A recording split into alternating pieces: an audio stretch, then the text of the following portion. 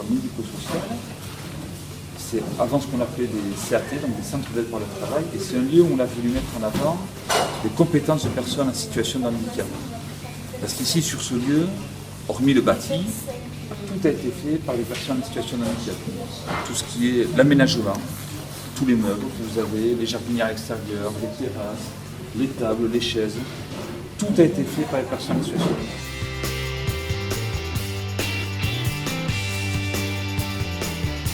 Dans notre association, on a un deuxième établissement qui a s'ouvert où on fait justement les métiers du bois et de l'espace vert. Voilà, donc les objets du bois, ça va des petites chaises de décoration qu'on a là, donc jusqu'à l'abri de voiture. Et on a tout fait ici. Et après ici, c'est un lieu où on ne vend que des produits faits dans différents centres de travail, différents ESAT, partout en France, même les produits espagnols et italiens.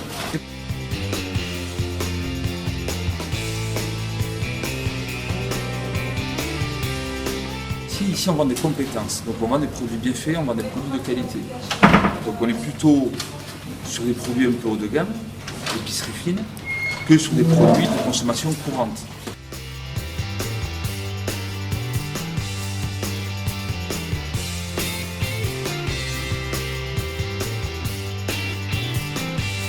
Et après on a un restaurant où là pareil, le midi, donc les gens viennent déjeuner, c'est un vrai restaurant. C'est pas un restaurant d'application, c'est pas des gens qui sont en apprentissage, c'est des gens qui exercent vraiment le métier de restaurateur. Donc c'est des personnes qui préparent eux-mêmes, des personnes en situation de handicap, et qui servent après les repas. La particularité d'ici, de cet établissement, c'est qu'on accueille que des personnes avec des troubles psychiques, des maladies psychiatriques, donc des maladies très importantes. Et c'est aussi montrer qu'on peut vivre ensemble, c'est pas des gens qu'il faut exclure ou qu'il faut cacher, justement que malgré leurs difficultés, ils sont en capacité de faire des choses et de bien les faire.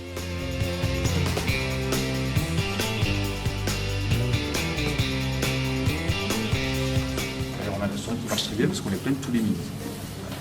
Ici il faut réserver parce que après, il y a peut-être d'autres restaurants comme ça, mais ici voilà, on est plein tous les midis.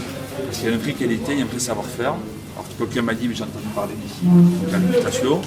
Donc c'est une vraie réputation qu'on crée.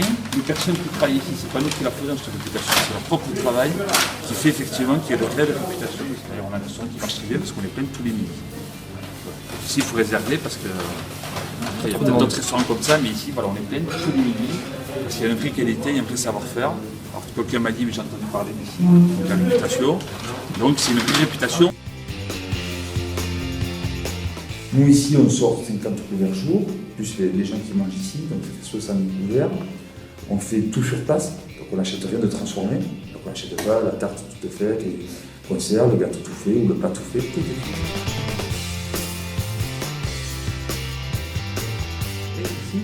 Donc en bas, vous avez vu déjà, je vais vous dire des pathologies qui peuvent... Donc on a vu des gens avec des troubles bipolaires, ce qu'on appelle maniaco-dépressifs, donc des gens avec des maladies importantes, des schizophrènes. Donc, il y a beaucoup de schizophrènes ici, il y a des gens avec des dépressions très lourdes. Donc tout ça, c'est des gens, ce qu'on appelle des gens avec des psychoses. Donc qui ont une rupture un peu de leur état psychique. C'est pour ça que ce sont des maladies qui durent. Donc on essaie d'accompagner les gens à aller mieux. Simplement, pas forcément à guérir, mais à trouver un mieux-être, à retrouver une place. Donc pour beaucoup de gens que vous avez ici, sont restés sans activité pendant 6 ans, 7 ans, voire un peu plus. Et donc la mission de l'établissement qu'on a ici, c'est de permettre à ces personnes d'exercer une activité professionnelle. Donc déjà nous surtout, ça leur permet de retrouver un rythme de vie, de retrouver du monde, parce que souvent c'est des maladies qui isolent beaucoup, on se retrouve tout seul, ou juste un peu avec un ou deux membres de la famille, c'est très difficile à l'extérieur. Et après de reprendre conscience qu'on a des capacités, qu'on sait faire des choses.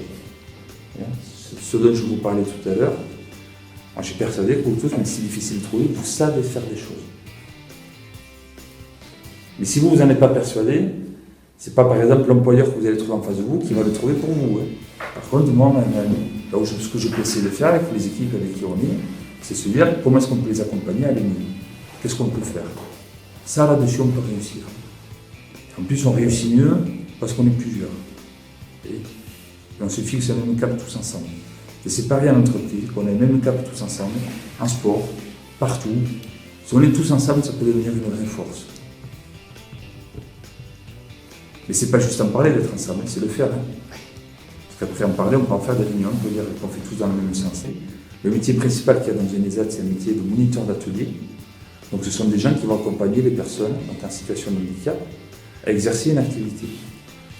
Donc c'est des professionnels du métier exercé. Par exemple, le cuisinier, avant tout, c'est un professionnel de la cuisine. C'est un vrai cuisinier qui a fait des formations et qui s'est accompagné. En espace vert, c'est pareil. C'est un vrai professionnel de l'espace vert. Donc c'est quelqu'un qui connaît vraiment le métier. Et après, qui accompagne les gens. Ce qui est compliqué, par contre, par rapport à des métiers classiques, c'est qu'on a peu de place, donc beaucoup de demandes et beaucoup d'attentes. Ça, je le sais, oui. Ouais. Parce que le souci qu'on a, par exemple, nous ici, on a 35 personnes en liste d'attente aujourd'hui. Donc c'est des années. Là aujourd'hui, nous, on est en année d'attente. Je ne sais même pas le nombre, parce que ça fait, on a passé le projet. C'est catastrophique. Il nous manque des places. Donc, là, on bataille avec les financeurs publics, parce que nous, on dépend de l'État, de l'Agence régionale de santé. Voilà. Il n'y a pas de création de places en France depuis 3 ans. Tout est gelé depuis 3 ans sur les créations de places en ESAT. Voilà, c'est compliqué. Vous voyez, le projet qu'on a fait ici avec l'association dans laquelle on est, on ne serait pas arrivé à le faire si on avait écouté tous les gens. On a monté un premier projet à Sauvry, il y a 6 ans, c'était pareil. Les gens de l'administration nous disaient mais non, les gens voulaient vous occuper, la manière dont vous allez faire, ça ne peut pas marcher. Voilà. Bon, on s'est battu. On a cherché des terrains. Et la mairie d'Anglet nous avait dit non, pas de terrain ici, on n'a rien pour vous. La mairie de Berry nous avait dit tiens, on a ça. Et même quand on a vu ça, notre projet il a changé. On a dit bon, on voulait faire l'atelier. On s'est dit la mairie de Berry, si nous mettent un terrain comme ça à disposition, qu'est-ce qu'on peut faire? On se réadapte. Et du coup, on s'est dit, tiens, on va faire un magasin, on va faire ça. Tiens, on va montrer ce que sont capables de faire les personnes handicapées.